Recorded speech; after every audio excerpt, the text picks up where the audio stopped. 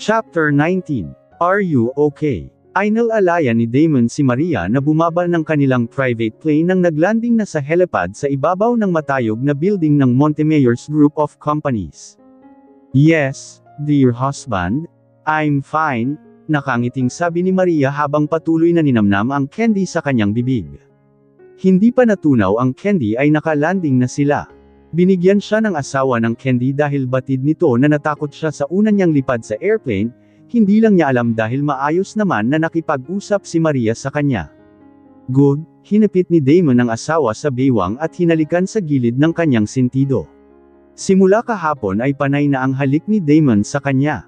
Naging extra sweet ito nang nalaman na nagdadalang tao ang asawa. Sa isip pa ni Damon, ayaw niyang magbago ang mood ng asawa, baka mamaya maging tigre na naman ang mood dahil nga sa buntis. Delikado sa swing mood. Pagbaba na nila ng elevator ay dumiretso na sila sa ground floor kung saan naghihintay ang sasakyan ni Damon na inihanda ng kanyang driver. My assistant has arranged our appointment to the doctor darling, dumiretso na tayo sa klinik ni Dra. Mendita, an Giant, sinulyapan ni Damon ang kanyang relo. Tamang-tama, 15 minutes before 10 in the morning and ating appointment time. Let's go then, excited na sagot ni Maria. The warmth of being pregnant with Damon's child has indeed made her proud. Ang sarap sa pakiramdam na nagbunga ang kanilang pagmamahalan. Masaya ang kanyang lolo at lola sa kanyang pagbubuntis. Maging sina Linda at iba pa niyang mga kamag-anak ni Maria. Nagbigay na nga ng basbas ang dalawang matanda sa fetus na nasa kanyang sinapupunan. Mahigit 1 buwan na siyang hindi dinatnan. Siguro ay 1 buwan at kalahati na siyang buntis, she's not sure though, kaya excited na rin siyang makipag-usap sa doktor. Damon, what if your mother gets angry? Mabilis siyang sinulyapan ni Damon at kumunat ang kanyang noo. He sighed and resumed his eyes on the road. Baby, stop worrying about my mom's opinion of you. Tuldok-tuldok. I'm sorry kung hindi kanya tanggap at hindi mo kasalanan iyon. Kasal na tayo, wala na siyang magagawa pa. You don't have to worry about her. My dad likes you. Tanggap ka nila ni Monica. Ngumiti si Damon sa kanya. Inisip ni Maria ang galit na pagmumukha ng ina ni Damon. Hindi pa rin niya maiwasan na hindi matakot sa maaring reaksyon nito ngayong buntis na siya, baka tuluyan na itong maghermentado. We're here. Mabilis na nagpark si Damon, bumaba ng sasakyan at binuksan ang pintuan para kay Maria. Inalalayan nito ang asawa sa pagbaba. Sweetheart, I'm pregnant not sick. Maria laughed. Kung i-treat siya ng asawa ay akala nito may sakit siya. Just checking, baka kasi madulas ka, he grinned. Ang corny mo pala asawa ko, ganito ka ba nang mabuntis si Carmo? I'm sorry, napangiwi si Maria. Hindi niya sinasadya ang tanong. Basta na lang itong lumabas sa kanyang bibig dahil hindi rin niya sinasadya na maikumpara ang sarili kay Carmela. Han, bakit mo naman naisip ang ex-wife ko? Damon arched his brow. You're not angry. Hawak pa rin ang kanyang kamay, pumasok na sila sa loob ng building kung saan nandoon ang klinik ng doktora. Actually, no, hindi na ako galit. Siguro nakatulong ang bakasyon natin sa probinsya ninyo, nakalimutan ko pansamantala ang mga iniwan kong problema sa bahay at sa kumpanya. And now, ang iniisip ko na lang ay ikaw at si Mia and syempre ang magiging anak natin. Han, I'm sure, you are thinking about your family and work. Maria said, well, of course, I was thinking about Daddy and Monica, and you're right, iniisip ko rin ang kumpanya. Pero, I'm a bit relaxed while I'm away, nakapagpahinga ang utak ko kahit papaano, kaya hindi na ako galit kay Carmela. Hopefully, aalis na siya ng mansion. Mr. Montemayor, tinawag ng doctor's assistant ang kanilang atensyon. Please proceed to Dr. Mendita's clinic. Thank you. Tumango si Damon sa sekretarya ng doktora. Congratulations Mr. and Mrs. Montemayor, you are 7 weeks pregnant. Kay Maria nakatingin ang doktora. Pagkatapos ng masinsinan na pag-check up ng Giant kay Maria at pagkuha ng kanyang laboratory tests ay masaya nitong sinabi na buntis si Maria. Maaliwalas ang mukha ni Damon na nagtanong sa doktora, wala po ba kayong nakitang problema sa kanyang pagbubuntis doktora? Umiling si Doktora Mendita, everything's perfect Mr. Montemayor. There is nothing to worry about. Malusog ang bahay bata ng asawa mo, malusog din ang kanyang katawan. With regards to the fetus she's carrying, the embryo is developing rapidly. But you must understand that the size is just like a blueberry with a weight around 2 grams. The head, torso, limbs, and organs are developing. And according to the ultrasound report, okay naman ang heartbeat ng embryo. Pinakita ni doktora ang kopya ng ultrasound results. Here, inabot ng doktora ang prescription kay Maria. Here's the list of your to-dos as a pregnant woman. Nandito rin ang mga bitamina na kailangan mo, Mrs. Montemayor. Binasa ni Maria ang mga listahan ng bitamina para sa kanya at sa baby na nasa sinapupunan niya. Mayroon rin itong mga suggested food which is essential to the baby's healthy development. Thank you, Doctor. Nakangiting tugon ni Maria. You're welcome, Mrs. Montemayor. Ang susunod mong pagbisita ay sa December na since healthy naman ang pregnancy mo. Just in case something comes up, feel free to visit or call, the doctor explained. Well, saan mo gustong pumunta, Mrs. Montemayor? Magkahawak kamay ang mag-asawa nang lumabas sa klinik ng doktora. Parehong masaya at nakangiti sina Damon at Maria. Nagbigay ng panibagong excitement sa kanila ang fetus na nasa sinapupunan ng asawa. Nagugutom ako, mabilis na tugon ni Maria. Damon laughed. I thought so. Narinig ko ang pagkalam ng iyong sikmura, nagugutom ka na baby. Hinimas ni Damon ang flat pang tiyan ni Maria. Ipinaliwanag naman ng doktor kung bakit wala pang kahit maliit na umbok ang kanyang tiyan. Normal lang yan dahil 7 weeks pa lamang ang tiyan ng asawa mo. Isa pa, first pregnancy niya ito kaya ganun. Another thing is hindi naman mataba si Mrs. Montemayor kaya flat pa rin ang kanyang tiyan. Pahayag ni Dr. Mendita kanina. Tumawa na lamang si Maria sa kakornehan ng asawa. Hindi niya akalain na Komi pala at ang sarap magmahal ng isang Damon Alexander Montemayor. Ang lalaking sinayang ni Carmela. Agad na winaksi ni Maria sa isipan si Carmela. Nagpasya sina Maria at Damon na doon na sila kumain sa restaurant sa Mall of Asia, dahil nais nilang bumili ng pasalubong para kay Mia. A Fairy's Wings and Wands. Tanong ni Damon nang tinuro ito ni Maria sa isang gift for children stores. Yes, hindi mo ba napapansin na walang natanggap na fairy wings at wands si Mia noong birthday niya? Pero marami siyang princess and dolls gift.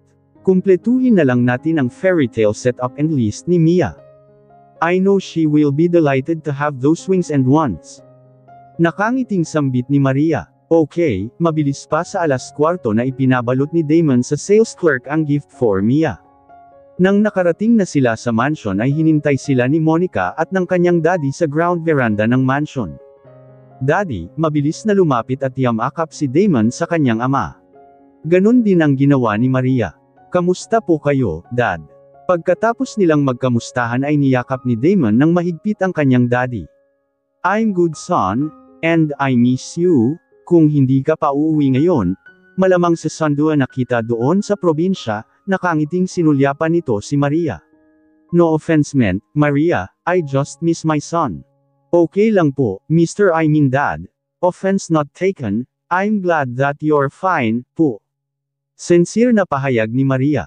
Where's Mia? Tanong ni Damon, nagulat pa siya nang sabay silang nagtanong ni Maria. Mabilis na kinutuban si Maria doon bakit nga ba wala si Mia. Relax you too, Mia is fine. Nandoon yata sa kwarto niya kasama si Carmela. Gusto ko sana siyang puntahan, gusto kong personal na ibigay sa kanya ang binili kong pasalubong kay Mia. Bitbit ang isang malaking recycled bag, akmang papasok na ito sa loob ng mansion upang puntahan si Maya. Well, napaatras si Maria pabalik sa gilid ng asawa nang mula sa loob ay lumabas si Madam Luz Diminda. Isn't it my hilaw na manugang? Akala ko ay hindi ka nababalik pa rito sa mansion. Umismid siya kay Maria. Luz Diminda, mariin na saway ni Monsieur Rogelio kay Madam Luz Diminda, don't start. I already told you to shut up when Maria is around. Relax, I'm just teasing her. How are you Maria dear? Tinitigan niya ng mage ang manugang na tila namumutla. Hindi naman kaagad nakabawi si Maria sa pagkabigla ng biglang nagkambiyo ang pinapakita na ugali ni Luz. She's pregnant. Everyone was surprised by Damon's sudden announcement. Please don't upset her. Sudden change of heart, buntis ka. Napaawang si Madam Luz Viminda sa narinig mula kay Damon. Mabilis naman na tumango si Maria. Damon is now kissing and hugging Monica. How are you sis? I'm fine Damon thank you, bumaling ito kay Maria. Congratulations Maria, she smiled. I'm sure maging kasing ganda mo ang anak mo kung babae, at kung lalaki naman, maging kasing gwapo mo rin yung Damon. Of course, nagtawanan ang magkapatid. Kaya simula ngayon ay ayaw ko nang marinig pa na inaapi mo si Maria. Tuldok panipik, kay Luz nakatingin si Monsieur Rogelio. She's pregnant and pregnant woman is sensitive just like you nang ipinagbuntis mo ang mga anak natin Luz, naging malambing ang tono ni Rogelio. Matagal bago nakapagsalita si Luz. Napansin niyang titig na titig sa kanya sina Damon at Monica. Maria, come here, ngumiti si Madam Luz Viminda kay Maria. With open arms, she urged Maria to hug her. Natulos naman si Maria sa kinatayuan niya. Anong pakulo ito ng Madam? Just a while ago, sanggal kaagad ang sumalubong sa kanya. Come on Maria, I'm just kidding, buong tamis na ngumiti ito sa kanya.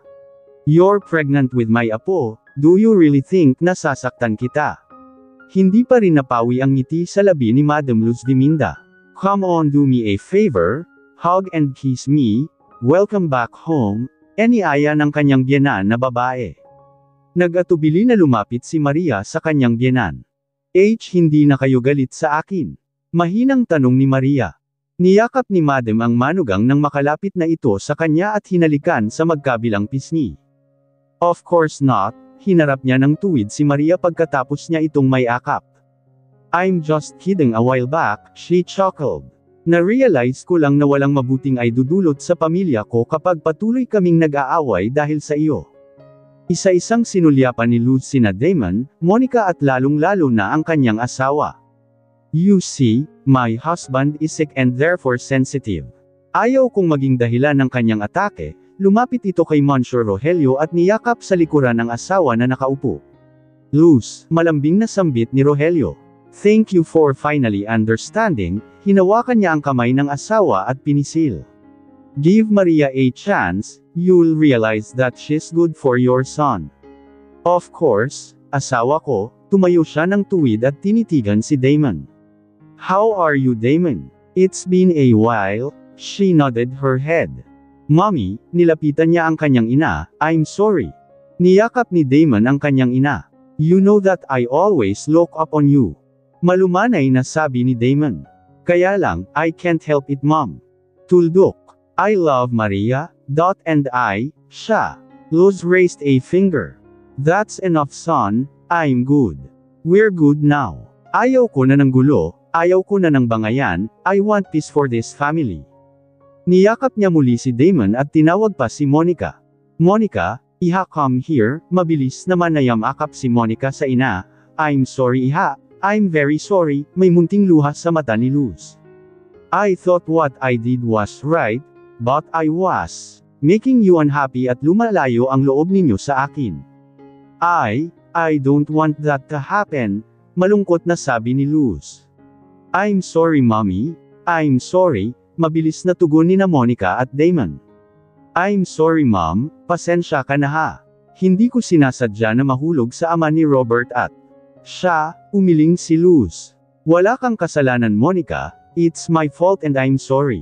Hinawakan niya ang pisngi ng kanyang anak.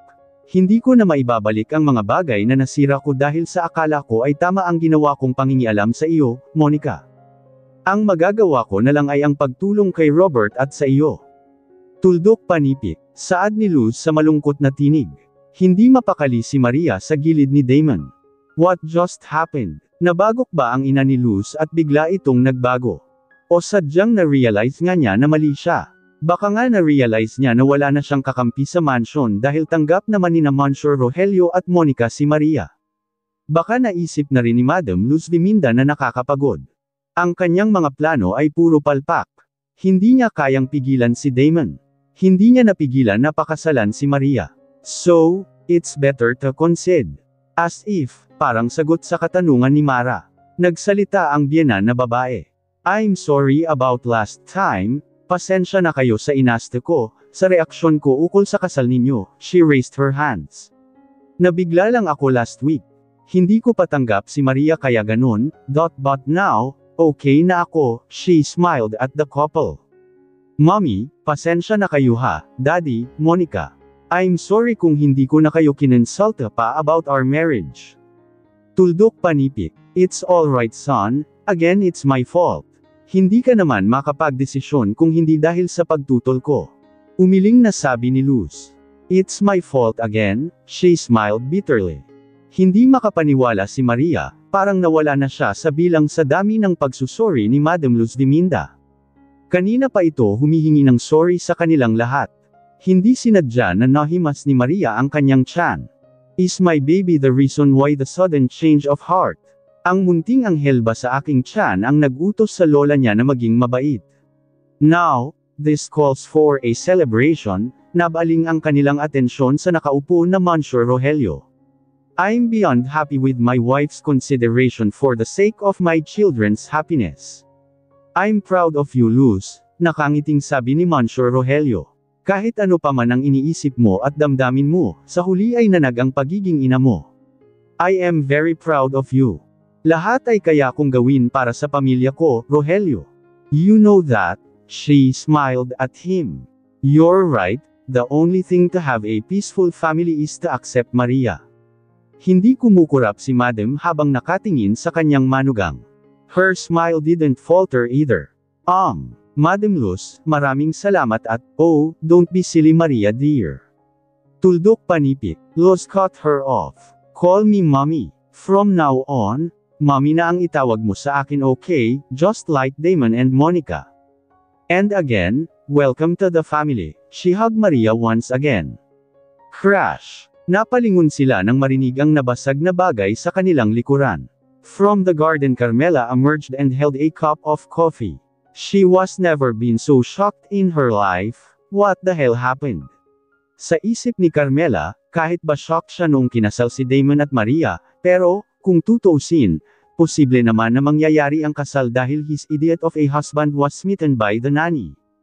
Pero ang makita na niyakap at tinanggap ni Madam Luz Diminda ang kanyang manugang. That's absurd. That's ridiculous. That's impossible. But right in front of her eyes the hypocrite woman is hugging the tramp. Tandang pananong. Oh, Carmela, be careful, nanlaki ang mga mata ni Luz. Where's Mia? Tanong niya pero ang kanyang mga mata ay nakatingin sa mga bubog ng nabasag na tasa. I'm sorry about this. Akmang mag-squat na ito upang pulutin ang mga basag ng tasa. No, what are you doing? Leave it to the maid. Where's Mia? Ulit niyang tanong. She's in the pool already, she answered. Her eyes never left Maria and Damon. So, bumalik na pala ang patay gutom rito sa mansion. And what's with this hypocrite woman hugging this tramp? I can't believe this. Carmela's mind shouted. Ano ba ang nangyayari sa mundo? Excuse me, mommy, excuse me daddy, Monica, pero pupuntahan muna namin si Mia. We miss her so much. Mommy, what the heck? Bahagyang umiling si Carmela. Ano ba kasi ang nangyayari sa Luz Diminda na ito? Go on iha. Nakangiting sabi ni Luz. Hinawakan ni Damon ang kamay ni Maria at sabay na silang humakbang patungo sa swimming pool kung saan nandoon si Mia. Titig na titig si Carmela sa kanyang dating biyenan subalit hindi ito nakatingin sa kanya kundi sa papalayong likod ni Maria. Nontog kaya ang Bruhilda na ito? Bakit biglang kambyo ang kanyang ex-biyenan? Last week lang ay halos isumpa nito si Maria. Ngayon naman ay kulang na lang sambahin niya ang si Maria. Carmela, hindi na magiging boring ang mga araw ni Mia. Maging masaya na rin si Mia dito sa mansion. Magiging ate na siya, kumislap ang mga mata ni Madam habang nagsasalita. Buntis si Maria, Carmela. Magkaroon na ng kapatid si Mia, madagdagan na ang bata rito sa mansion, she announced happily. Ha! Napaawang ang labi ni Carmela. Ano pong sinabi ninyo? Buntis si Maria. Nanlaki ang mga mata ni Carmela na nagtatanong kay Madam. Baka nagkamali siya ng rinig. Yes, Carmela buntis na si Maria magkaroon na ng kapatid si Mia. Magiging ama na naman si Damon, pahayag pa ng Madam ng mansion. Magiging ama na muli si Damon.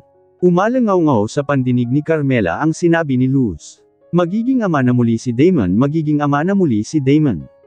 Carmela cursed.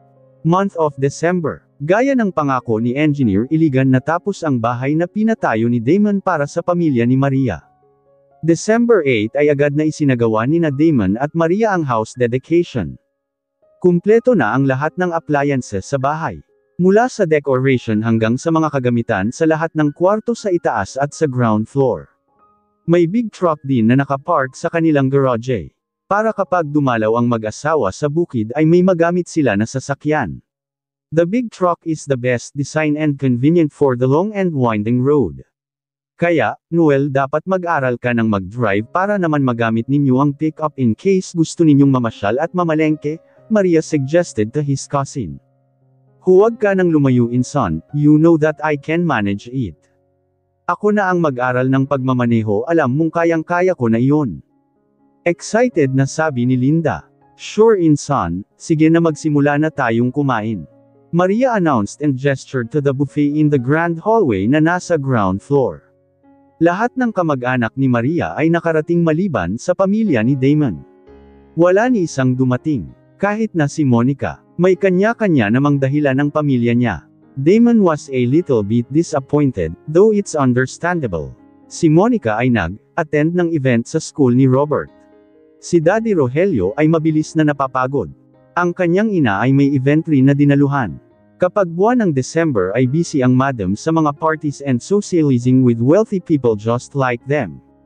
Daddy, I want fried chicken, kinarga ni Damon si Mia, ang tanging pamilya niya na sumama sa kanila ni Maria sa probinsya. Inabot ni Maria kay Mia ang isang bowl ng fried chicken.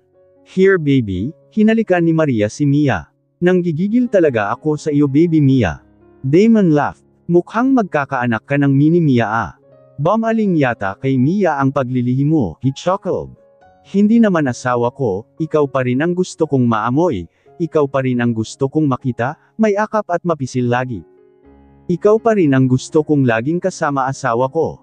Ewan ko ba, gusto ko palagi kitang naamoy, lalo na ang kilikili mo, nanggigigil na sabi ni Maria at humilig na naman si Maria sa balikat ni Damon at inaamoy ito. Can I put you down now baby? Tanong ni Damon kay Mia. Tumango si Mia, sure daddy, mahihirapan akong kumain dahil kinarga mo ako. Damon put Mia on the head of the table. Ako na ang bahala kay baby Mia, ani Linda. Mabilis silang nagkakasundo ng anak ni Damon.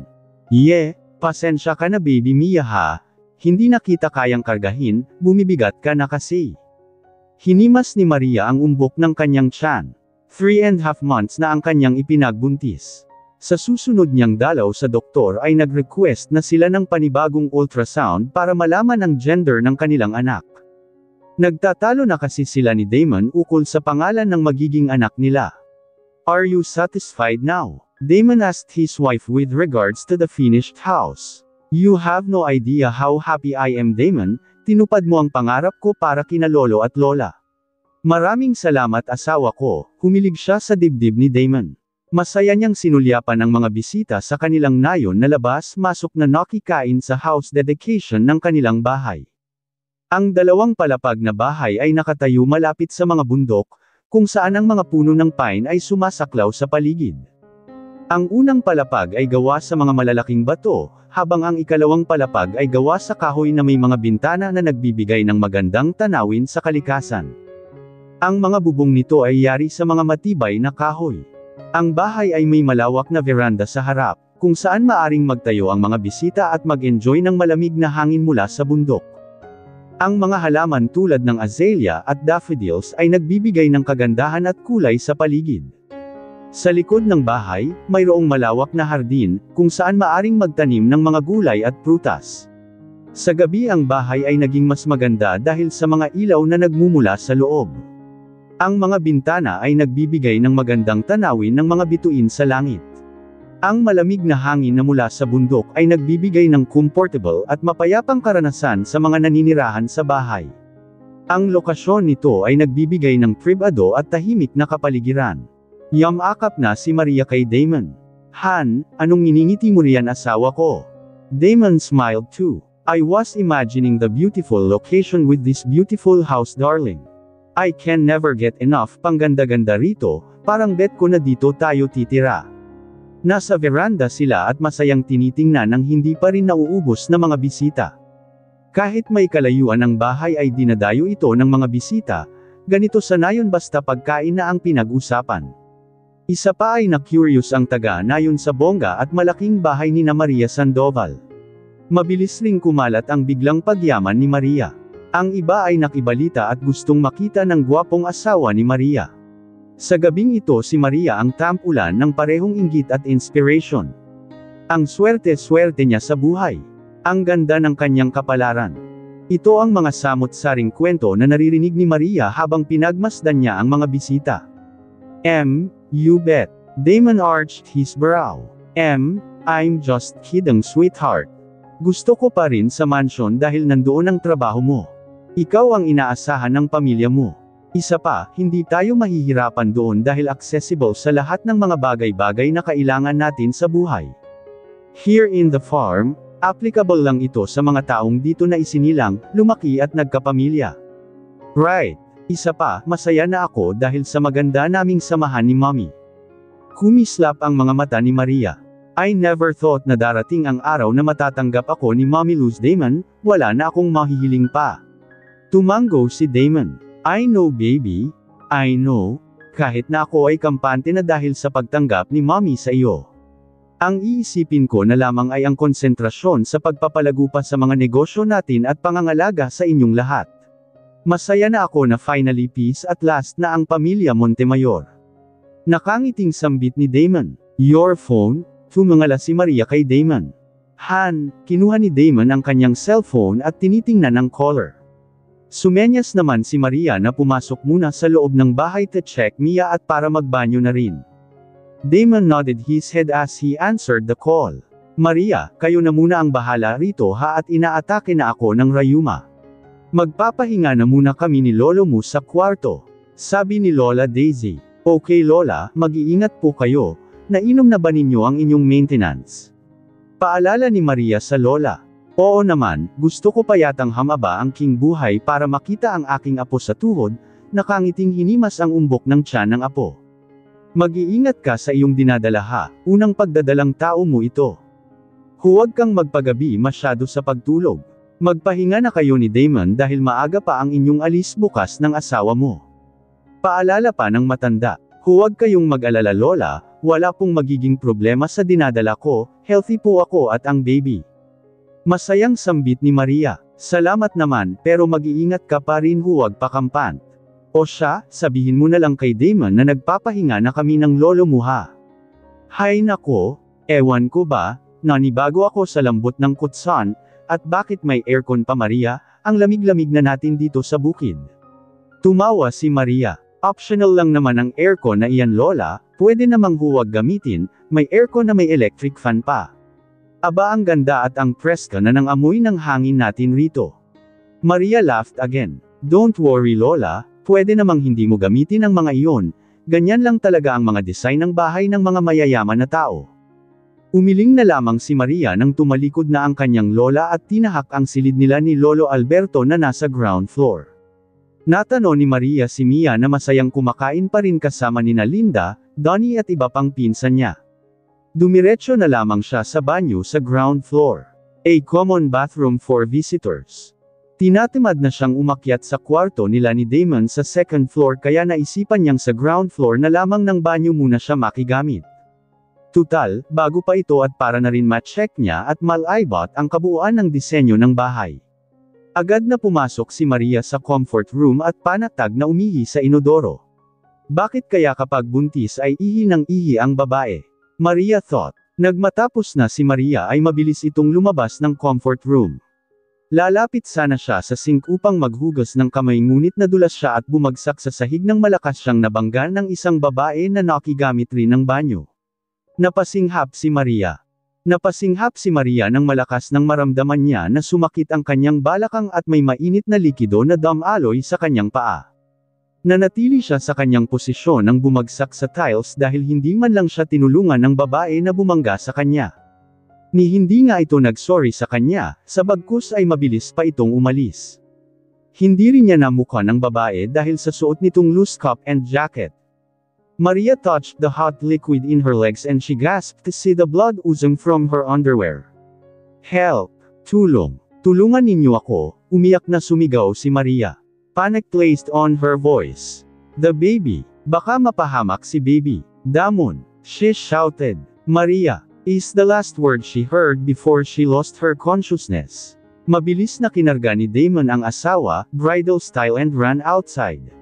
Natarante sina Linda at iba pa niyang pinsan nang makita si Damon na humahanggos palabas ng main door at karga-karga ang walang malay na si Maria. Nanlaki pa ang mga mata ni Linda nang makita na may dugo sa hita at paa ni Maria. Oh, my God! What happened? Mabilis na kinarga ni Linda si Mia at sumunod kay Damon. Damon, anong nangyari sa pinsan ko? Nataranta nitong tanong. Come quick, open the truck door. Utos ni Damon kay Noel at Donnie na nakasunod rin sa kanila. Binuksan nila ang likuran ng pick-up at pumasok si Linda upang alalayan si Maria sa likod. Wala pa rin itong malay. Halos maiyak na si Linda. Inson, gising Inson, tinapik nito ang pisngi ng pinsan. Umiyak na naupo si Mia sa front seat ng sasakyan. Daddy, what happened to ate? Mabilis na pinaandar ni Damon ang pick-up at pinasibad ng takbo. Hindi na niya nagawang sagutin ang anak at maging si Linda. Nag-arko ang kanyang kilay. Mabuti na lang at sinundan niya si Maria sa loob ng bahay. Hindi niya ito nakita kaya nagtanong pa siya kina Linda. Natarante siya nang sumigaw ang asawa at humingi ng saklolo. He was shocked to see his wife lying on the floor. What the hell happened? Hindi naman madulas ang tiles, hindi rin ito basa kaya paanong nakahilata si Maria. Damn it! He cursed and banged his feet on the steering wheel. Malayo pa ba ang bayan rito, Linda? Mainit ang tono ni Damon at halatang nataranta. I'm sorry, pero 30 minutes pa mula rito sa amin bago makarating sa main road. And you have to drive 15 minutes to reach the nearest hospital, son of A B********************************* H. Linda should not be offended, alam niyang hindi yun para sa kanya. Alam niyang nag-alala lang si Damon sa kalagayan ng kanyang asawa. Hindi pa rin tumigil ang bleeding ni Maria. Nataranta na si Linda sa likuran habang sinandal niya ang ulo ng pinsan sa kanyang balikat. Lumunok siya ng laway nang maramdaman ng mainit na likido sa kanyang paa. Please, Maria, wake up please, be safe, mahina niyang bulong sa tainga ng pinsan. Alalahanin mo ang iyong anak, lumaban ka Inson, hindi lubos maisip ni Linda kung ano ang nangyari sa pinsan niya. Nadulas ba ito? But why? The house is safe. Ano kaya ang nangyari kay Maria? Hindi rin naman makausap si Damon. He's angry. Hindi rin naman kalakihan ng kanyang tiyan para mahirapan siyang lumakad. The truth is 3 months pa lamang ang kanyang tiyan. Maliit na umbok pa nga ang makikita sa kanya. What the hell happened? After a long and agony of driving nakarating na rin sila sa unang hospital na nadaanan nila Damon. Ito at isang pribadong hospital sa Bacolod. Dito na lang kayo sa sasakyan Linda, bili ni Damon sa pinsan ni Maria nang makita na natulog si Mia sa harapan ng sasakyan.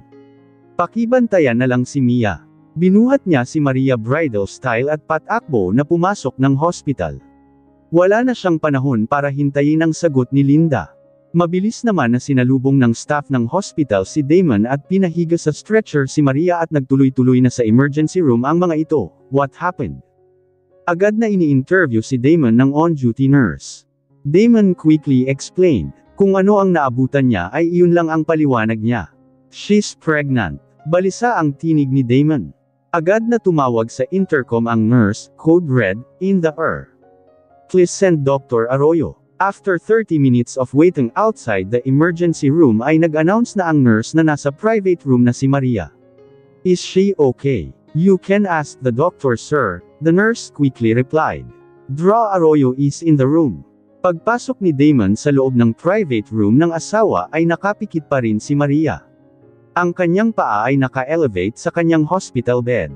May IV na nakakabit sa kanya at may heart monitor sa gilid ng kama. Is my wife alright, doctor? Napalunok ng laway si Damon. Bakit wala pa rin siyang malay? Nagsimula ulit na magpanik si Damon. Ang totoo, kanina pa sa loob ng comfort room nang makita niya na walang malay at nag-bleeding si Maria ay hindi na nawala ang kanyang kaba. Bagamat medyo gumaan ang kanyang pakiramdam nang inaasikaso si Maria sa emergency room ay muli siyang nababahala ngayon dahil sa hindi pa rin ito nagkamalay. Mrs. Montemayor is safe, bagamat kailangan niyang manatili muna sa hospital for observation. I ran a few tests at wala pa ang resulta. With regards to your question, nagising na si Mrs. Montemayor, nakatulog lamang siya. My analysis is, na trauma si Mrs. Montemayor nang makita ang dugo na dumaloy sa kanya kaya siya nawala ng malay, dahil some of her lab results are normal, thankfully. Kailangan niya ang bed rest, Mr. Montemayor, at bagamat tumigil na ang bleeding ay ugaliin na i-elevate ang kanyang paa. Raise her legs 12 hanggang 18 inches to reduce bleeding in case na mag-bleed muli. Bakit po siya nag-bleed, doktora? Umiling ang doktor, kadalasan ang sanhi ng bleeding ay kapag ectopic pregnancy, yung itlog na nasa labas ng uterus, iyon ang ectopic pregnancy. Placental abruption, yung paghihiwalay ng placenta sa uterus, nagiging sanhi kasi ng kawalan ng hangin at nutrients ng fetus and premature labor, which is hindi iyon ang case ni Mrs. Montemayor dahil 16 weeks pregnant pa lang naman ang asawa mo. Kung gayon, paano po siya nag-bleed? Hindi mo pa nagkausap ang asawa mo, hindi ba? Umiling si Damon. Kasi nais kong malaman kung paano siya na-slide sa comfort room, everything is normal inside her uterus and placenta. Duda ko ay dinyugo siya dahil sa sobrang lakas ng pagbagsak niya sa sahig. Which is nakapagtataka naman, kung na-slide siya mag-isa must be a wet floor. Ganun pa man nasa kanya ang control unless something hits her or someone pushes her, unintentionally, that's my assumption. Pero, hintayin na lang natin na magising at nakausap si Mrs. Montemayor, sir. Dumilim ang mukha ni Damon. He did not like the idea that someone might push Maria. Makakapatay talaga siya ng tao. Winaksi niya ang masamang isipan na ito. Sino naman ang siraulo na gagawa ng pagtulak? Unless someone has a death wish. No, nadulas lang talaga si Maria. Don't worry, Mr. Montemayor. She's safe now. The doctor was quick to add nang makita niya ang pagdilim ng mukha ni Damon. Kahit papaano, naging maaliwalas ang mukha ni Damon. So, you mean to say my wife is safe, doctor? Tumango si Dr. Arroyo. Damon closed his eyes, kinabahan talaga siya nang gusto nang makita ang dugo ng asawa. Nang maaalala ang baby sa tiyan ni Maria ay agad nitong binuksan ang mata. What about our baby, doctor? Please tell me the baby is fine, nang inagmuli ang boses ni Damon. The doctor faces him and looks at him straight into his eyes. Mabilis na nagpaliwanag ang doktor kay Damon. Maswerte kayo at malusog ang katawan ni Mrs. at matindi ang kapit ni baby sa kanyang tiyan. Your wife as well as the twins are safe, pahayag ng doktor. Twins. Damon widened his eyes. Tama ba ang narinig ko, doktor? Kambal ang baby namin ni Maria. Tumango ang doktor na nakangiti. Yes, Mr. Montemayor, congratulations. Mabilis na tinawagan ni Damon si Linda na nasa parking lot. Ipinaliwanag niya na hindi siya makaalis dahil binabantayan niya si Maria. Stay there with Mia and call an Uber na maghatid sa inyo pabalik sa bahay. Maria is safe and our babies, please tell everyone not to worry. Please take care of Mia. Damon. Damon turned off his cell phone at mabilis na lumapit kay Maria. Maria, baby, are you okay? Kamusta ang pakiramdam mo? May masakit ba sa iyo? Hindi magkamayaw ang tanong ni Damon nang magising na ang asawa. Bagamat sinabi ng doktora na okay na siya ay hindi pa rin ito mapakali. Oh, napangiwi si Maria na sapaw nagkanyang ulo. Don't move, mariin na sabi ni Damon. Baka mag-bleeding ka ulit. Huwag mo munang igalaw ang paa mo. Damon sweetheart, the baby. Nasa po ko ang aking ulo nang bigla itong sumakit dahil sa biglaan ko ring paggalaw. Para akong mahihilo. Don't move. Saway ni Damon na mabilis lumapit sa hospital bed ko. Nilibot ko ang aking paningin sa kabuuan ng room, nakita ko ang IV at heart monitor. Para akong tulala at parang ang gone ng pakiramdam ko. Nag-bleeding ka Maria, kaya ganyan ang pakiramdam mo. You felt dizzy because of the blood loss. Damon our baby. Mabilis kong tanong sa kanya habang hinimas ko ang aking tiyan. Nangilid na ang munting luha sa aking mata. Is my baby safe? Tuluyan na akong napahikbi nang maalala ang dugo na lumabas sa kin nang ako ay bumagsak. Don't cry Maria, our twins are safe. And you are safe too. Thank God.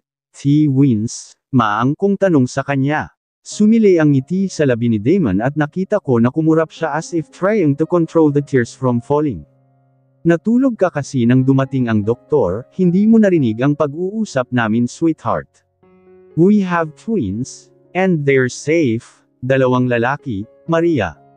Napasinok si Damon habang nagpaliwanag. Kambal ang anak natin. Mahina kong sabi habang hinimas ko ang aking tiyan. Tahimik akong umusal ng panalangin dahil sa ligtas ako at ang aking dinadala. Maria, hinawakan ni Damon, ang aking kamay. Ano ba ang nangyayari sa iyo? Nang dumating ako sa comfort room, nakahilata ka na sa sahig. What the heck happened? Nakita ko na gumalaw ang kanyang bagang at dumilim ang kanyang mukha. Hindi rin nakaligtas sa aking paningin ang pagkayam niya sa kanyang palad. I'm not sure, pero paglabas ko ng comfort room ay dumiretso ako sa sink upang maghugas ng kamay, pero may babae na nakabanggaan ko yata. I'm not sure, it happened so fast that I wasn't able to maintain my balance, kaya ako bumagsak sa sahig. I told him. Nanlaki ang mata ni Damon. Nakabanggaan, o binangga ka? Malamig niyang tanong. I don't know. I thought about it. Saan nga ba galing ang babae, paglabas ko sa comfort room? I thought I saw her standing in the sink, her back was facing me. Hindi ko tinitingnan ang kanyang mukha sa reflection ng salamin. I was fixing my dress.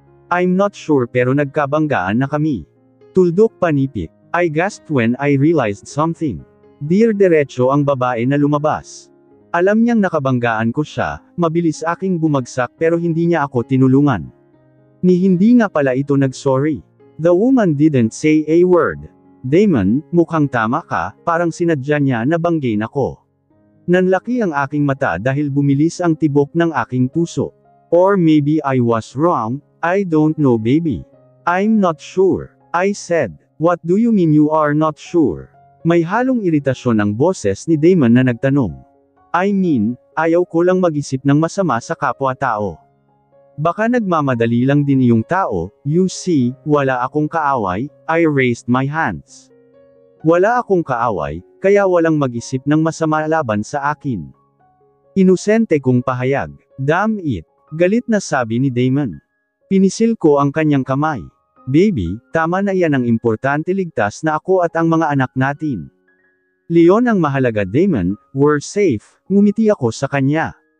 Ngunit sa worry ko ay walang narinig si Damon. Bakit hindi ko naisip na ibilin sa mga engineers na magpalagay ng Stevie sa lahat ng sulok ng bahay? Damn it! Matigas na sabi ni Damon. Baby, that's enough, baka kasi honest accident ang nangyari sa akin.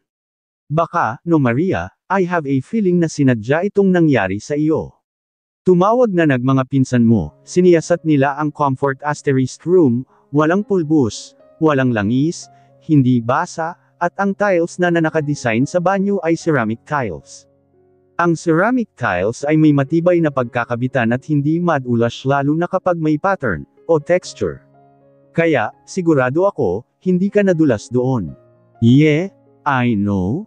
Pero may kabanggan nga ako. Pilit ako na nanindigan na aksidente at hindi sinasadya ang nangyari dahil kahit ako ay naasiwa.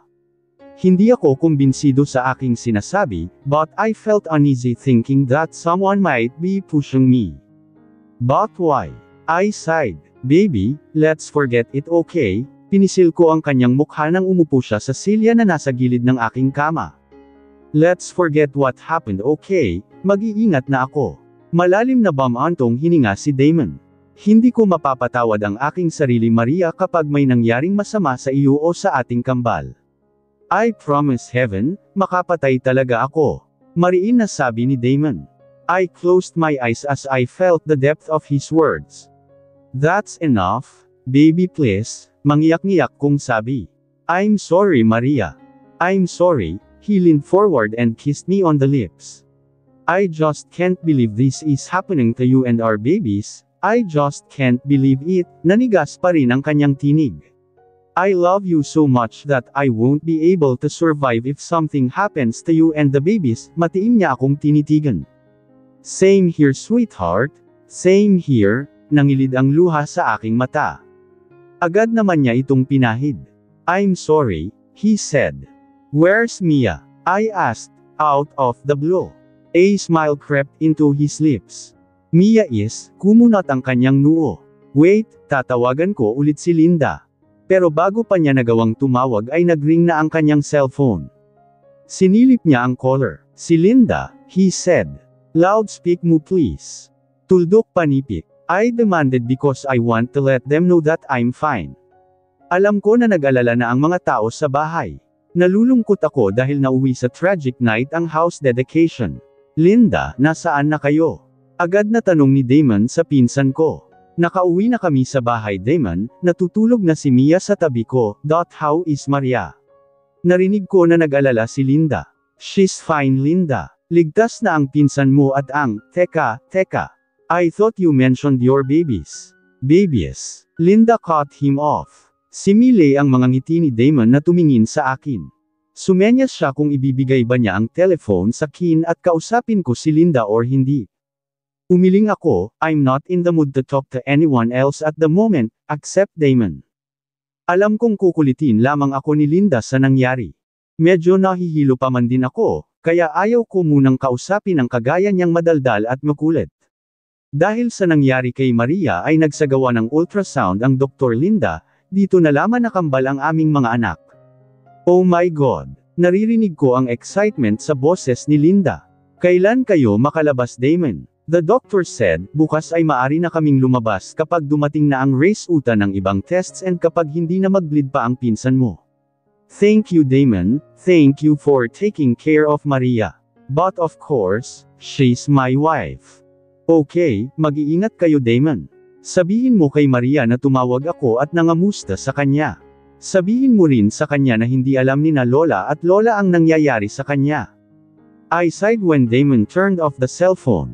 Buti na lang at hindi na pinaalam kay Lola Daisy at Lolo Alberto ang nangyari sa akin. Magugulo lamang ang isip nila Lola at Lola. Maria. Tuldok panipik. It's getting late, you should go back to sleep. Bukas na lang natin pag-usapan ang tungkol sa kambal. He smiled. Can I ask for a glass of milk and bread? Nagugutom ang mga anak mo eh. I grinned. Damon chuckled. Sure, honey. Mabilis na kinuha ni Damon ang kanyang cellphone. What are you doing I asked. O-order ng pagkain na gusto mo, no, mariin kong sabi. He knitted his brow. But you said you wanted to nagtataka niyang sambit. Yeah, pero gusto ko ikaw ang gagawa. Ikaw ang magtimpla ng gatas ko at ikaw ang gagawa ng toasted sandwich bread ko. I mean, dip a lot of butter and cheese with. Honey, hindi kita pwedeng iwan. Pumayag ka nang mag-order ako please. Mas convenience, mas mabilis. Trust me, sabi ni Damon. I almost burst out laughing when I saw his reaction. Hindi ko kayang makita siyang naghihirap ang loob kaya pumayag na akong mag-order na lamang siya ng request food ko. Okay, I said. Ang totoo gusto ko na mapag-isa dahil pilit kong inaalala nagmukha ng babae na bumangga sa akin. Now I'm sure and confident na sinadya ng babae na ako ay banggain. Nanindig ang aking balahibo na isipin ko na may tao na gusto akong mapahamak. Pero bakit? Ako nga ba ang sadya ng babaeng iyon, o ang bata sa sinapupunan ko? And again, why? Done. Damon announced happily. Naka-order na ako. Umupo siya muli sa tabi ko. So, do you have a name for the twins? I might have, baby.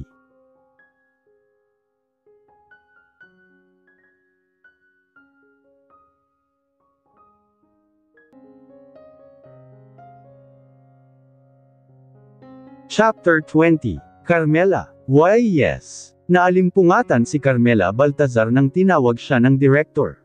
You seem distracted again, Director Agustin sighed. Ano bang nangyayari sa iyo? Nag-alala niyang tanong sa modelo. Sa isip pa ng director, hindi na ito ang dating Carmela Baltazar na kilala niya. Ang modelo na si Carmela na kilala niya noon ay professional at maliksi ang kaisipan. Hindi tulala at hindi matamlay. Umiling si Carmela. Nothing really, medyo masakit lang ang ulo ko, inatake kasi ako ng insomnia kaya wala akong tulog kagabi, rason ni Carmela. I think you need to concentrate, wala ka pang maayos na shot na nagawa ngayon. Kapag magpatuloy ito, mapipilitin kaming i-cut ang production at huwag ka na lang munang isama doon sa, no. Maagap na sagot ni Carmela. I will be fine, just give me a sec. Aayusin ko ito. She smiled to Director Agustin. You'd better be. Or else mapipilitan kaming tanggalin ka. There's no need ta. Pilit ang ngiti ni Carmela. She wanted to curse herself. Hindi lang kasi maiwasan niya ang hindi ma-distract sa nangyayari sa kanyang buhay. Hindi niya inaasahan na umibig si Damon sa isang yaya. Ipinagpalit siya sa isang yaya. Choosing a model for a wife, and then to a nanny. Milya-milya ang agwat ng pagkatao nila ni Maria. And yet, Damon loves her. Nakakainsulto. Hindi lang si Damon ang nakuha ng yaya kundi maging si Mia, ang kanyang anak. Nakuha ni Maria ang loob ng dalawang mahalagang tao sa kanyang buhay. Damn it, she cursed loudly when the director left. Tough days. Carmela turned her attention to the model who approached on her tent. Umupo ito sa kanyang harapan. Bumantong hininga si Carmela. It was my ex-husband. Again, hindi sumagot si Carmela. Simula nang nagpasya siyang bumalik sa buhay ni Damon, sa mansyon ng mga Montemayor ay hindi na nagkaroon ng katahimikan ang kanyang isip. But who is she kidding? Kaya nga siya bumalik sa mansyon ay dahil lately naramdaman niya na nangungulila siya kay Damon at higit sa lahat kay Mia. She knows she's a B*******H for leaving Mia and Damon, pero akala niya ay kaya pa niyang ayusin ang lahat. You really thought that you can patch a tire? Sinulyapan ni Maria ang kasamang modelo. She nodded at her. Oo, akala ko ay pwede ko pang ayusin ang mess na iniwan ko noon sa mansion, mahinang tugon ni Carmela. Carmela, Bethany crossed her legs and drank the juice she's been holding. Ang sabi mo ay isang yaya lang naman ang ginagamit ni Damon ngayon bilang parausan. Hindi ba? And now that you came back, he married her. Muntik nang tumilapon ang juice ni Bethany dahil sa pagkabigla. What? Namilog ang kanyang mga mata. Tumango si Carmela. Really? Namilog ang mga mata ng modelo. A nanny. He married a nanny. Ay nako Bethany, bakit ayaw mong maniwala? Do you think I'm kidding about this? Medyo nairita na sabi ni Carmela. Bethany chuckled. I mean, I can't believe it. Siyempre hindi ako makapaniwala na ang isang tanyag na modelo na si Carmela Baltazar ay yaya lang pala ang kapalit at katapat, she laughed again. Well, not unless she's Kendall Jenner. Bethany paused. Kung kasing ganda at kasing sexy siya ni Kendall, may rason si Damon kahit na sabihin pang yaya lang iyon ng anak mo, will you please shut up? Siyempre hindi no. Carmela said. Ano bang espesyal sa babaeng iyon? Mukha lang naman itong inosente at mahinhin dahil mula sa bukid pero ang totoo malandi si Maria. Carmela thought, kung hindi siya malandi hindi matutokso si Damon sa kanya. Really? Kung gayon, paanong na-inlove si Damon sa isang hamak na yaya at pinakasalan pa? Tinampol ni Bethany ang kanyang noo. Nako, Carmela ha, magsabi ka ng totoo, baka maganda nga ang yaya na iyan, imposible naman na wala yung quality and I mean physical qualities upang ma-attract si Damon. I don't believe that crap, not unless bulag na ang ex-husband mo. Bethany said. She's 18 years old. Carmela said. That's it. Kahit galing siya sa bukid ay, okay makinis ang babaeng iyon. Umirap si Carmela. Han, interesting ano pa? Tanong pa ni Bethany. Bilang isang modelo na ang physical qualities ang basehan ng kanilang attraction, mahalaga sa kanila ang physical na kaanyuan. Hindi nila binigyan ng pansin ang character and attitude ng isang tao. What's matter to them is the physical appearance. Ano ba ang gusto mong palabasin Bethany? Carmela asked annoyed. Ang mapatunayan ko kung bakit nahulog ang loob ni Damon sa isang yaya na kahit bumalik ka na ay hindi ka na niya tinanggap pa. Considering that you're Mia's mother, nagkibit balikat si Bethany. What are you insinuating? Naiinis na tanong ni Carmela sa pakialamerang model. I'm suggesting na may something special sa yaya na iyon kung bakit naitsepwera ka ng tuluyan. Siguro maganda pa sa iyo, sexy pa sa iyo and maybe that yaya is quite good in bed kaya hindi ka na pinapansin. Tuldok panipik. Bethany chuckled. Or maybe Damon was just angry with me. Carmela retorted. Nakalimutan mo bang ako naman ang umalis sa mansion? Nakalimutan mo bang ako ang dahilan kung bakit nasaktan si Mia? Iniwan ko sila dahil sa karera ko Bethany, I was a fool back then. But now, I want Damon back, I want Mia back pero paano ko pa magawa iyon, pinakasalan na ni Damon si Maria. Hinagis ni Carmela ang isang baso ng juice na hawak. Tumilapon ito sa gilid ng kanyang tent dahil natabig ito ni Director Agustin na paparating sa kanyang tent. Carmela and Bethany gasped. I am sorry Direk, hindi ko sinasadya. I'm sorry, tumayo si Carmela at akmang papahiran ang basang mukha at leeg ng Director dahil sa tilamsik ng juice. Umiling ang Director na tinaas ang kamay. Don't bother. I think you really need a break, Carmela.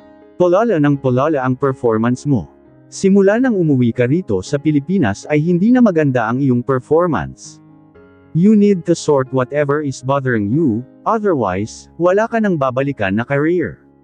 Tumalikod na ang Director. I will cancel your show, humakbang na palayo si Director Agustin.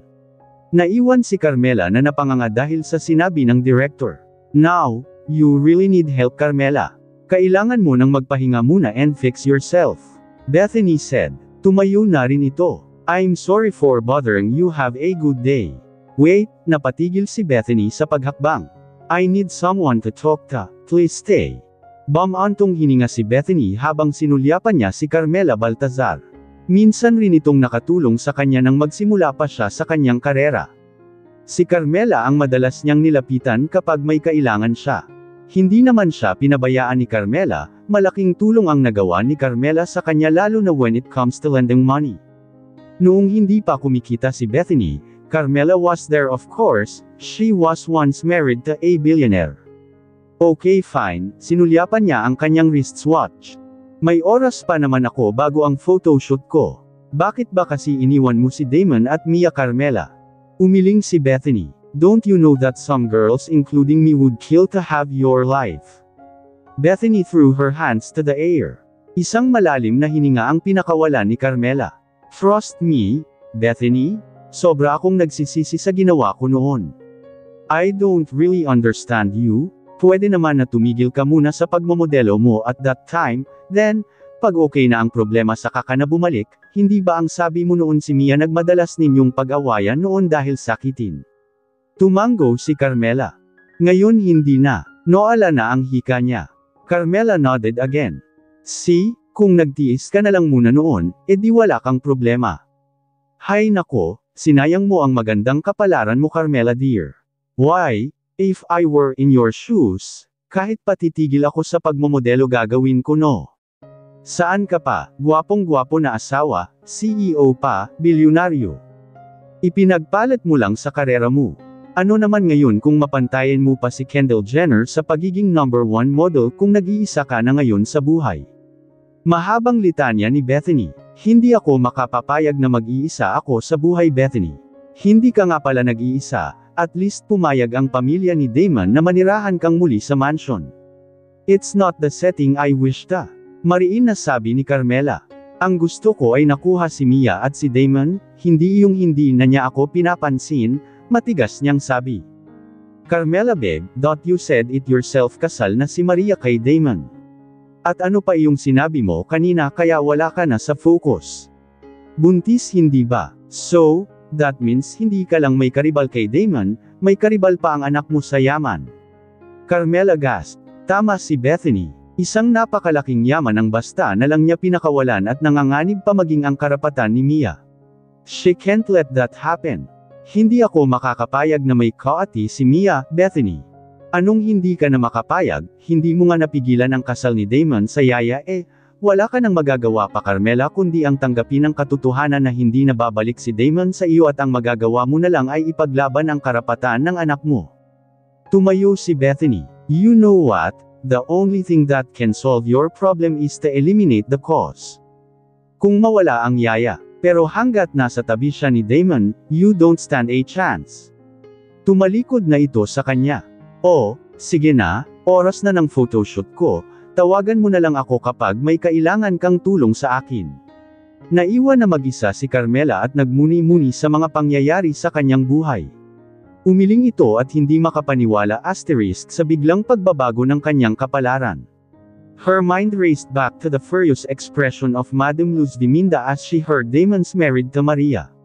Galit na galit ito na halos isumpa hindi lang si Maria kundi maging si Damon. Bumabalik din sa paningin ni Carmela ang pag-aaway ng pamilya dahil lang sa balitang kinasal na si Maria at Damon. Inatake pa si Monsieur Rogelio dahil sa pagtatalo ni na Monica at Luz. So, why on earth Luz suddenly appeared to be delighted with Maria after announcing that she's pregnant? Hinilot-hilot ni Carmela ang kanyang sentido.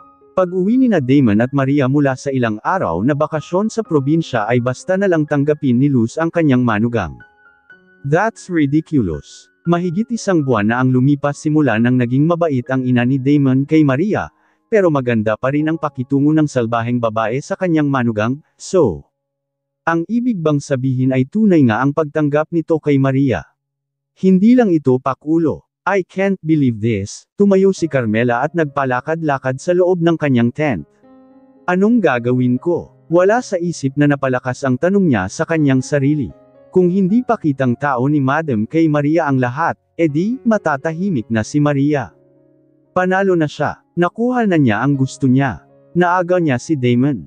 Nakuha pa ang loob ng anak niyang si Mia.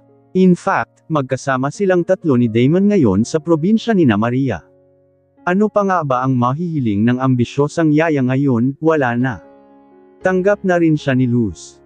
Kinagigiliwan na siya ng lahat dahil buntis pa siya sa anak nila ni Damon. No, I can't let Maria wins. I can't let her happy while I suffer. Nungka hindi ko ito matatanggap. She sighed at muling umupo sa portable chair.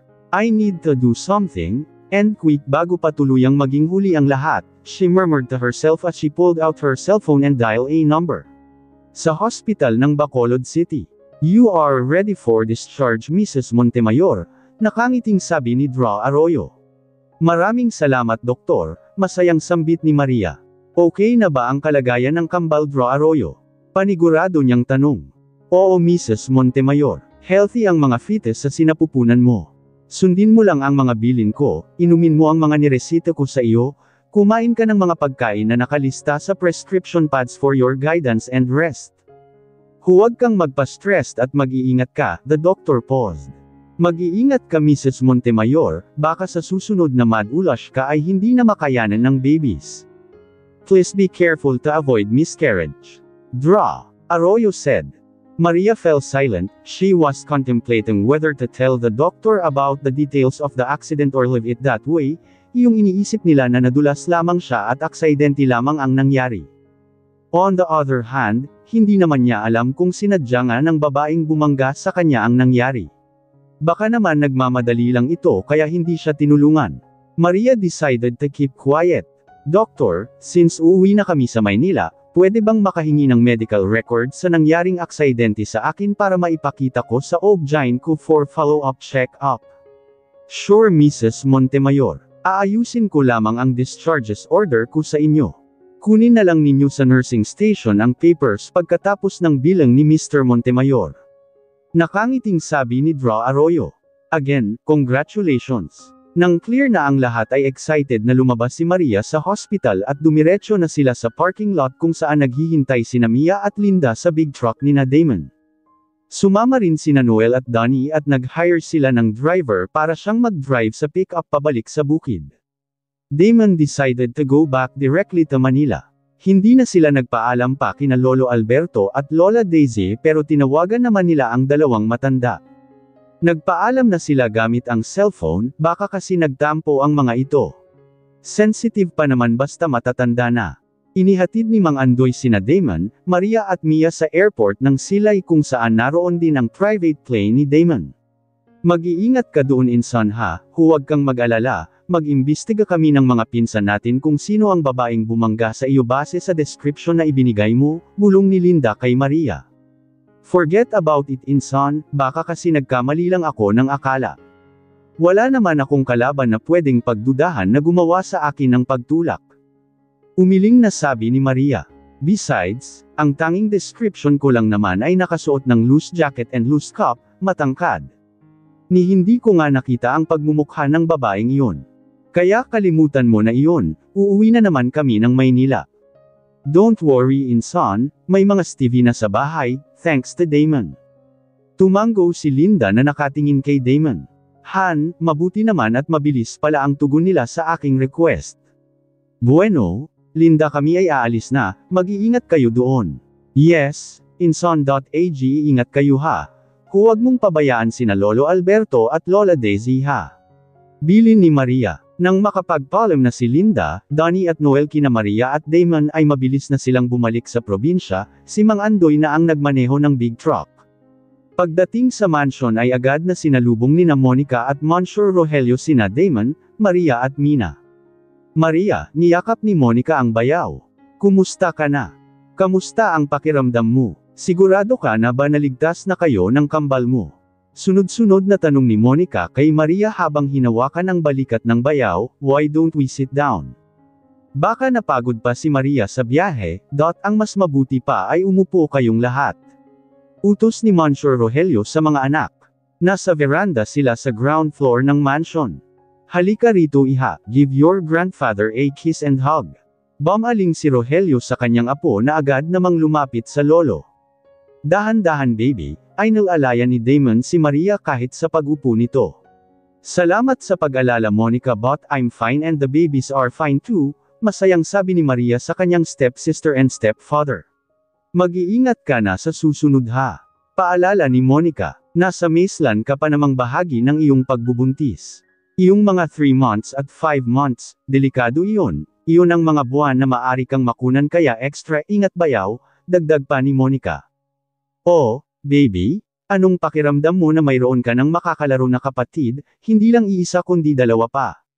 Nakangiting sabi ni Monsieur Rogelio sa apong si Mia. Masaya po grandpa, gagawin ko silang bodyguards ko. Namilog ang mga mata ni Mia. Damon chuckled. Oh, bakit naman sila maging bodyguard mo, ikaw ang ate you are the big sister Mia baby, ikaw ang magbabantay sa kambal mong kapatid. Ginulo ni Damon ang buhok ni Mia. Ganun po ba, sige ako na lang ang yaya ni na B1 at B2. Wala sa isip na sagot ni Mia habang sinusuklay nito ang hawak na manika gamit ang kanyang kamay. Maria, nagmamadaling lumapit si Madam Luz Diminda kay Maria, tumayo pa ito mula sa pagkaupo nang dumating ang biyenan na babae. Mabuti naman at ligtas ka, namukan mo ba ang tumulak sa iyo ha? Kumusta na ang apo ko, ligtas ba siya? Ha? Mababakas sa mukha ni Madam Luz ang pagkabalisa at pagkatakot. Hinimas pa niya ang tiyan ng manugang. Nahuli na ba ang babaeng tumulak sa iyo? Nagulat si Maria. Sinabi na pala ni Damon ang insidente at ang kanyang assumptions. Hindi pa naman ako sigurado kung sinadya ang nangyari sa akin mommy, baka kasi nagkamali lang din ako ng akala. Hindi po ako sigurado baka nagkataon lang po, pero salamat po sa consum mommy. Nahihiya na sabi ni Maria. Ligtas na po ako at ligtas din ang kambal namin ni Damon, Madam Luz Diminda gasp. Kambal. Dinala niya ang kanyang 2 kamay sa kanyang bibig. Kambal ang dinadala mo, Maria. Opo mami, kambal po ang dinadala ko, pareho pong lalaki. Niyakap ni Madam Luz ang biyenan. Oh, my God. That's good news. Kaya, dapat kang mag-iingat Maria. Ingatan mo ang iyong sarili at ang kambal sa sinapupunan mo, paalala ng biyenan niya. Opo, Mommy, maraming salamat po.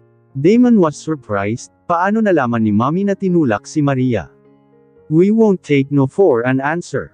Mariin na sabi ni Arnold kay Damon nang nagsimulang umiling ito sa invitation ng 3 matalik na kaibigan. Malaki ang kasalanan mo sa amin pare, kailangan mo na bumawi tapos ngayon iiling-iling ka riyan. Sabi ni Eman sa dismayadong tinig.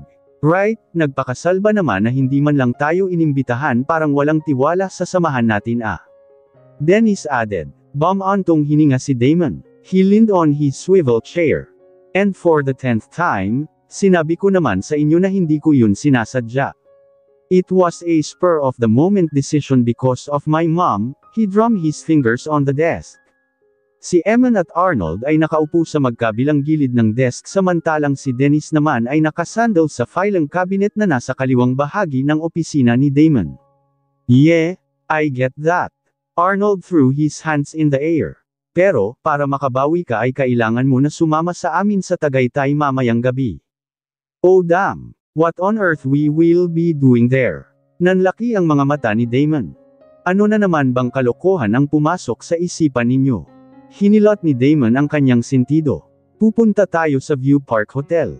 Tuldok-tuldok panipik. Hotel. Yes. You got to be kidding me. Damon drummed his fingers again. Bakit? Makahulugan ang tingin ni Damon sa tatlong kaibigan. Remember, I'm married. Damon raised his hand to display his wedding ring. Ang owa mo naman. Dennis said. Kung gayon, anong gagawin natin sa View Park Hotel ng Tagaytay where we need to travel for an hour and 11 minutes, something like that, nakadepende pa sa traffic. My God! Umiling na sabi ni Damon. Hinampas ni Arnold ang balikat ng kaibigan. Bro, chill, hindi naman tayo maglalakaw doon, remember my cousin Lester.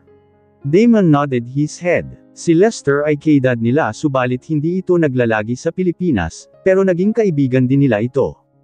Ganun pa man, maganda pa rin ang samahan nina Damon at Lester and the rest of the boys. What about Lester? He's getting married bro? Tinamaan ng pana ni Cupido, just like you. Tuldok panipik. And, don't end me Damon Alexander Montemayor, natural na mayroon tayong bachelor party. You mean, a stag party?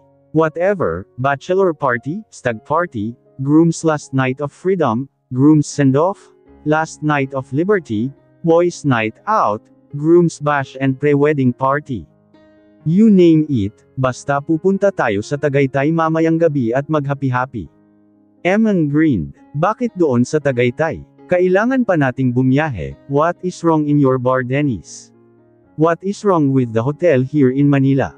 Bakit doon pa? Reklamo ni Damon. Because Damon pare. Lester's wedding, Lester's decision. Dennis said. Han, I bet kayo ang mga groomsmen at kayo na rin ang pumili ng lokasyon.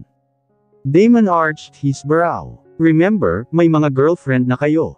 Makahulugan na sabi ni Damon. Kilala niya ang kanyang mga kaibigan pagdating sa kalokohan.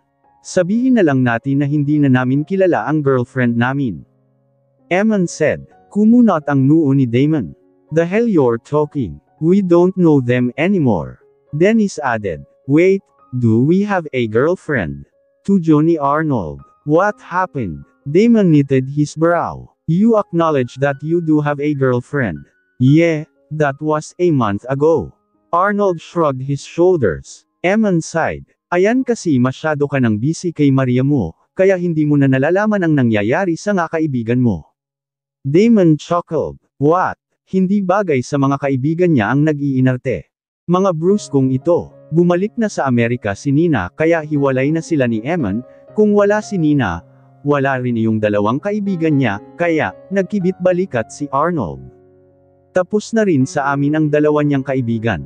Tumanggaw-tango naman si Eman. Han, kaya pala, sinulyapan ni Damon ang relo sa dingding.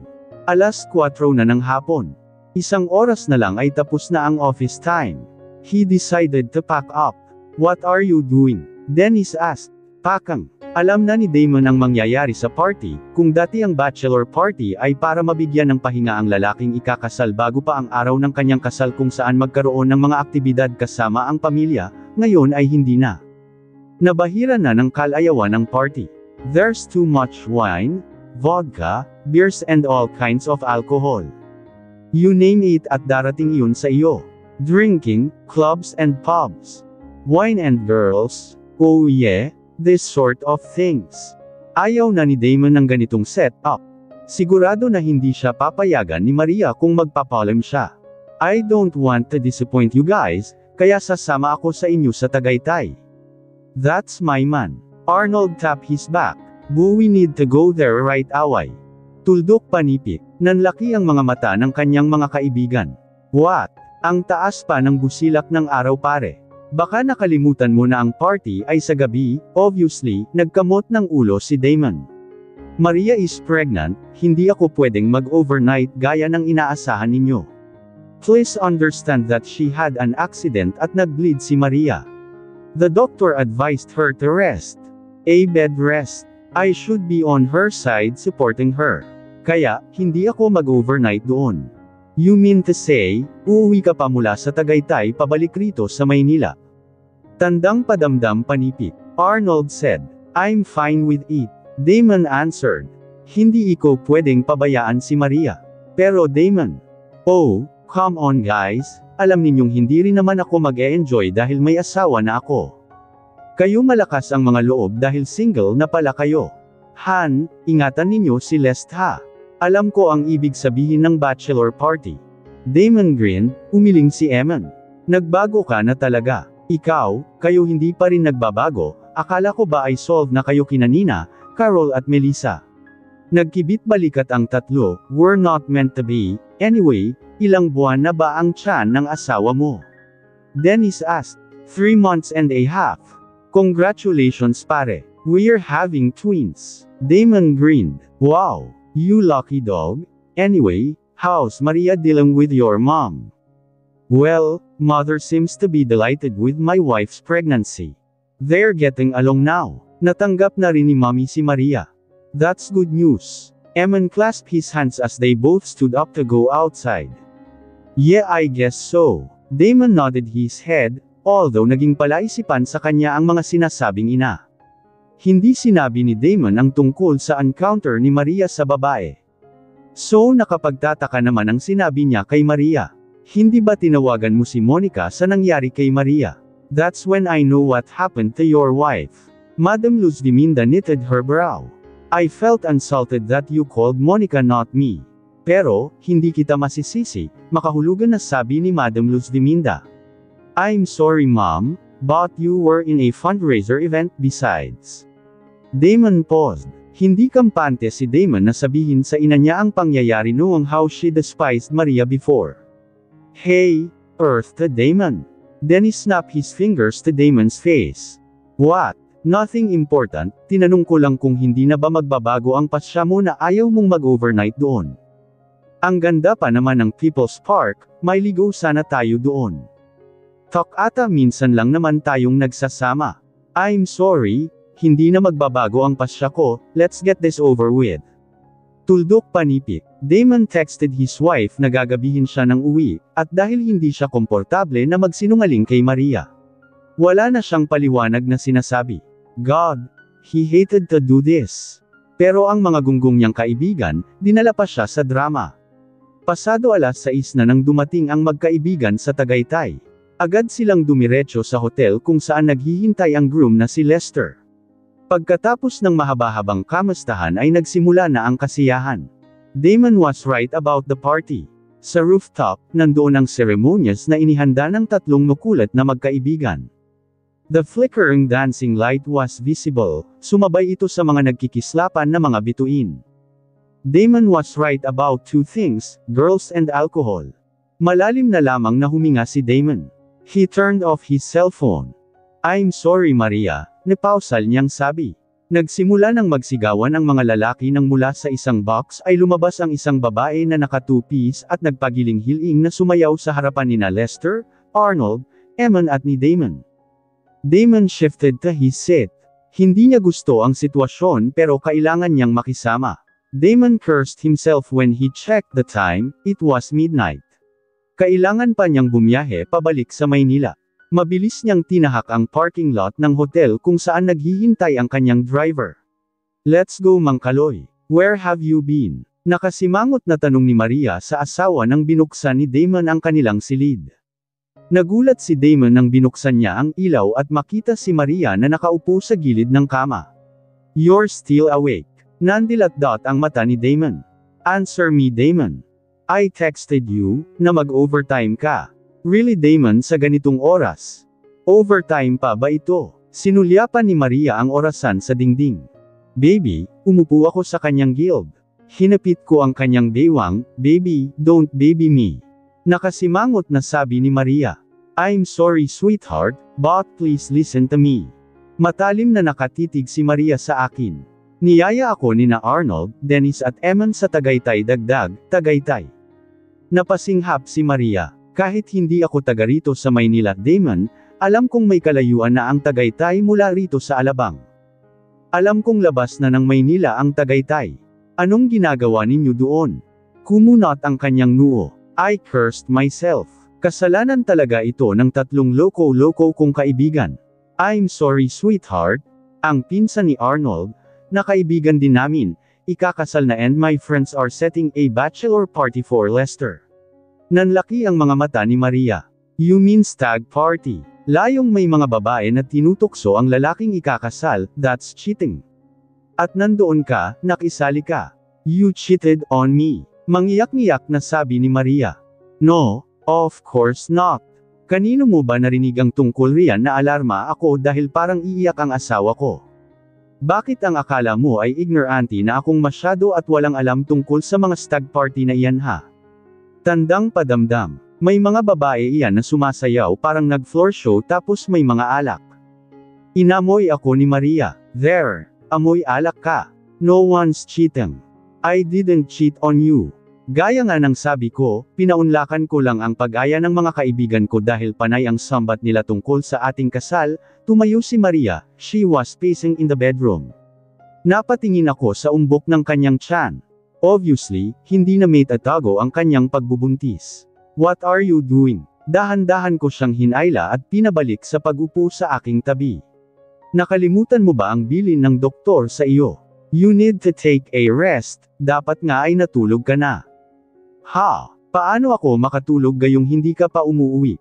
Akmang tatayo na naman ito pero mabilis ko siyang pinaupo sa aking kondangan. Napasinghap siya nang natusok siya sa nakatayo kong tarugo. Matalim niya akong tinitigan. Bakit nakatayo iyan, ha?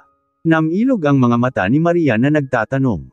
Because my dear wife, every time you get angry, Nick Jr. will get angry, too. I softly whispered to her. She gasped when I beat her ear. Bitiwan mo nga ako. Puwersahan niyang tinabig ang mga bisig ko. Iniwas niya ang kanyang balikat kung saan nakapatong ang aking ulo at mabilis na tumayo ulit. Huwag mo akong idaan sa kamanyakan mo, she knitted her brow. I almost laughed to see that she was blushing. Bakit ka namumula? Umismid ako. Damon Alexander Montemayor, she warned. Kinakausap kita ng maayos, crossing her arms, she stood in front of me.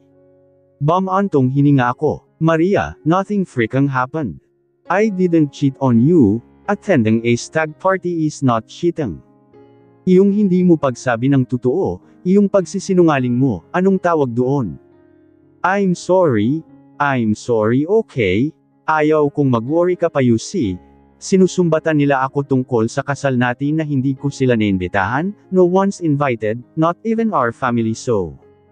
Tuldok tandang pananong panipit. Baby, iba yung mga kaibigan, our family is the reason why we need to marry dahil iyon sa pagtutol ni mommy.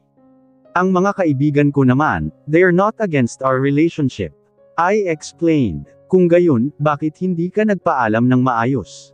Sinasabi ko nang ayaw kong mag-alala ka pa at ayaw mong mag-alala ako, or takot kang hindi payagan. Hinayla ko siyang muli paupo sa gilid ng kama. I'm sorry baby, I'm sorry. Maliban sa hindi ako nakapagpaalam ng maayos ay wala naman akong ginawang masama. In fact, I even bring Mang Kaloy with me para lang makauwi ako rito sa Maynila kahit madaling araw na. Seryoso kong paliwanag sa kanya. Amoy alak ka. She commented. Dahil party nga, there's so much wine, and women. Tuldok panipit. And they're my signal to exit. Trust me baby. Nang maglabasa na ang mga babae ay umalis na ako. Sa ekspresyon ni Maria, inistima niya kung nagsasabi ba ako ng totoo.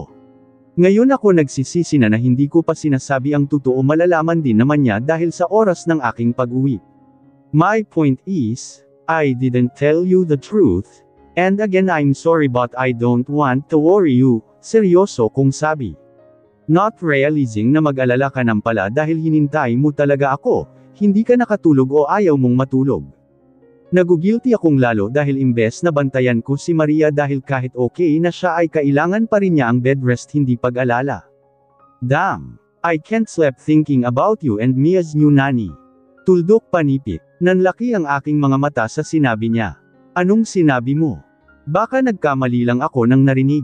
Sabi ko, hindi ako makatulog ng maayos dahil nag-alala ako na hindi ka pa umuwi. Maliban sa overtime na sabi mo ay wala ka ng ibang message. When I called you, naka-off ang cellphone mo. Naturally, mag-alala talaga ako, namula na naman ang kanyang mukha. I'm sorry. I was quick to reply. At iniisip ko rin ang yaya na dala ni Carmela. What yaya? Yes, Damon, hindi ako mapakali nang dumating si Carmela kaninang hapon at may kasamang babae. Ipinakilala niya ang babaeng nagngangalang Jocelyn bilang yaya ni Mia. Yaya, nabigla nga ako sa sinabi niya. Kaya kita tinatawagan. Matalim na naman akong tiningnan ni Maria. Nagsisisi ako kung bakit ko ini-off ang cellphone ko. Pahamak talaga ang tatlong iyon. I secretly made a promise to myself na hindi na uulitin ang ginawa ko. I'm sorry, it won't happen again. I regretfully said. Yes, paano na lang kung may emergency dito sa mansion at wala ka? It won't happen again. I firmly said. Niluwagan ko ang aking necktie at hinubad ko ang aking jacket and long sleeves. Tungkol sa yaya, kumunat ang noo ni Maria. Ayaw ko sa kanya, tahasan niyang sabi. Bakit? Hinubad ko na rin ang aking trousers. Anong bakit? Ako ang yaya ni Mia. I smirked at her as I throw my clothing to the laundry basket inside the bathroom. Sumusunod sa akin si Maria nang pumasok ako sa bathroom. I need to take a shower and brush my teeth. Maria baby, maaring yaya pa rin ang pakiramdam mo, pero ibang level na. Ibang level. Yes, you are her second mom, alagaan mo pa rin siya. Pero hindi na kailangan na gagawin mo ang mga bagay na maging sanhi na mapagod ka. The doctor said you need to take a bed rest, hindi ba? Pagkatapos ng nangyari sa iyo doon sa bahay sa probinsya. I explained. Actually I was thinking about finding a new nanny too. Ayaw kong mapagod ka Maria, kailangan mo rin na alagaan ang sarili mo at alagaan ang kambal natin. At nandito ka lang naman hindi ba, you can still guide Mia. Bahagya akong yumuko at hinalikan ang ngayon ay visible na umbok ng kanyang tiyan. So, pabor ka sa ginawa ni Carmela. Narinig no ang iritasyon sa kanyang boses. Nagtataka ako kung bakit parang galit si Maria. Well, I don't like the idea too. Pinangunahan ako ni Carmela. But I was thinking that maybe she was just concerned about Mia. Inisip niya siguro na hindi na maalagaan masyado si Mia ni Maria dahil sa kanyang pagbubuntis. Well, hindi naman ako papayag na mapabayaan si Mia dahil magkakaanak na ako kay Maria. Sa bagkus ay mas nabibigyan pa ng pansin si Mia dahil mahal siya ni Maria. Mukha pa nga itong nadismaya na mayroong yaya, siguro gusto pa rin ng asawa ko na siya ang mag-alaga kay Mia. Napapanahon ang pagdala niya ng yaya, though, kailangan ko pa nakausapin sila bukas, I mean mamaya. Mag-uumaga na pala, what? Nagtataka ako sa ekspresyon ng mukha ni Maria. Gusto mo bang sabayan ako sa pagligo? Malambing kong biro sa kanya nang hindi pa rin siya umalis sa pintuan ng banyo. No thanks. Umismid siya sa akin. I don't like her. Mariin niyang sabi na pumukaw sa aking interes. Bakit? Basta, ayaw ko sa kanya. Kay Carmela o sa bagong yaya. I don't like them both. Mabilis akong nag-isip. Carmela is an attractive woman, hindi na iyon magbabago pa. Leon nga ang dahilan kung bakit nahumaling ako sa kanya noon kaya obviously, ayaw ni Maria kay Carmela dahil ex-wife ko siya at hanggang ngayon naramdaman ko ang insecurity niya sa physical appearance ni Carmela. Bakit ano ba ang masasabi mong ugali ng yaya na dala ni Carmela? Bakit ano ba ang masasabi mong ugali ng yaya na dala ni Carmela? Ayaw ko sa kanya Damon, unang tingin ko pa lang sa kanya hindi siya marunong mag-alaga kay Mia, nakaismid pa rin niyang sabi. I was thinking back the time when Maria introduced herself as the new nanny for Mia. Inisip ko rin na hindi siya marunong mag-alaga ng bata. Han, maybe it's just your pregnancy hormones baby.